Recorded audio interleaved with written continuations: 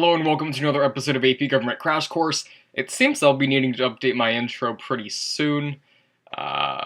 What is up with my hair though? We cannot have that.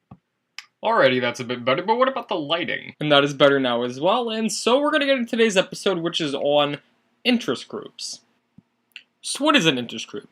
Well, an interest group is any group of people who have opinions on specific issues and who thereby try to influence public policymakers on their behalf. By doing this, they act as a linkage institution in three different ways. Firstly, they express the opinion of their members to the policymakers. For example, members of the NRA are against the limitations to the Second Amendment naturally, and the NRA lobbies to policymakers on their behalf. Secondly, they share information about laws relating to the interest group to its members. So if there's a new gun policy legislation, you can make sure you're going to hear about it by subscribing to the NRA. And thirdly, they raise and spend money to influence policy. For example, the NRA donating to the Trump campaign. Now, interest groups are seeming fairly similar to political parties. So what are the differences? Well, firstly, political parties seek to nominate candidates and have control of the government, while interest groups only try to support these candidates and influence what decisions they make. Secondly, political parties have wide and varying stances on many different issues, while interest groups tend to only focus on specific issues, like gun rights for example for the NRA, and have specific policy agendas when it comes to handling these issues. Political parties, thirdly, are public organizations and are held accountable by the voters. Interest groups, however, are private and held responsible only by their members. There are many different types of interest groups, the first of which are called business groups. These are groups led by large corporations who employ lobbyists to lobby on behalf of the business on issues that may affect them. The Chamber of Commerce, for example, is the world's largest business federation.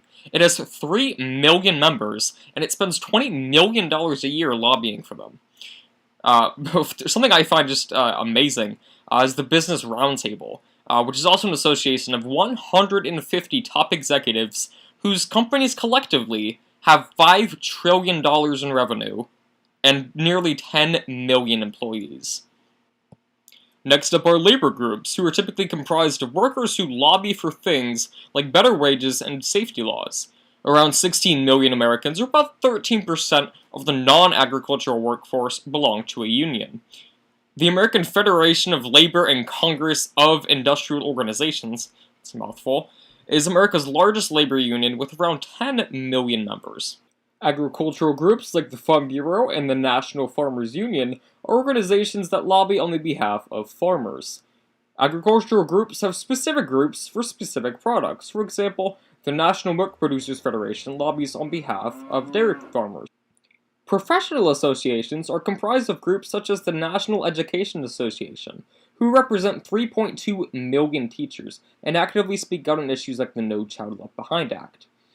The American Medical Association represents doctors and medical students and are active in talking about the healthcare reform. And lastly, the American Bar Association is comprised of 410 lawyers and law students who actively try to set the curriculum for law students and establish ethical codes for the legal profession.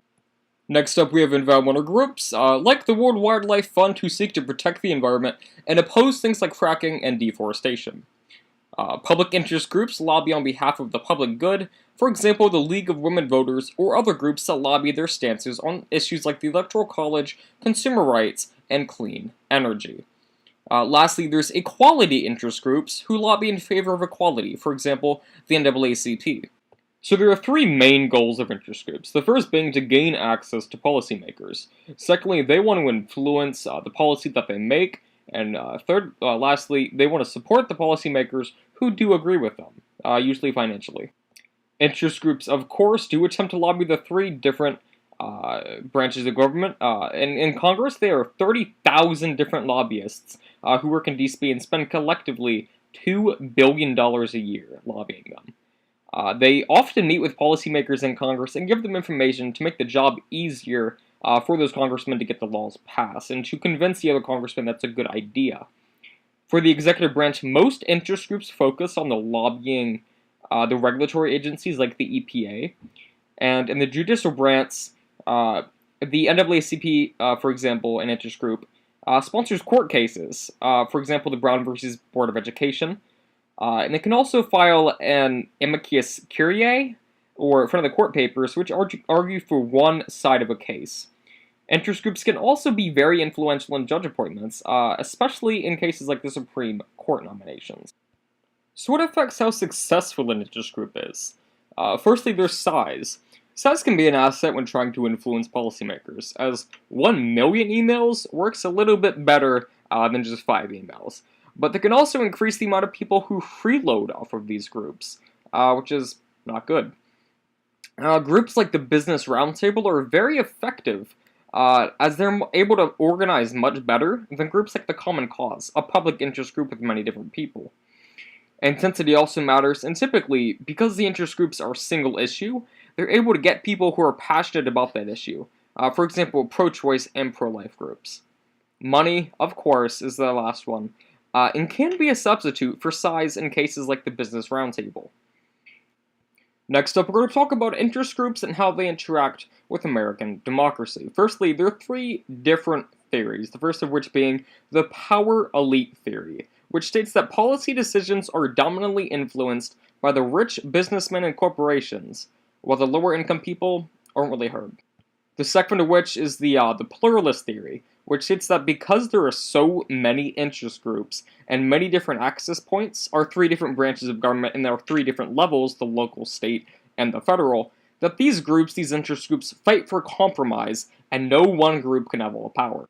Lastly is the hyperpluralist theory, which states that there are too many interest groups trying to influence policy, and as a result, often lead to complicated policies, and in some cases, the government fighting against itself, like when the interest groups convinced the government to fund an anti-smoking campaign, and other parts of it subsequently also subsidized tobacco farming.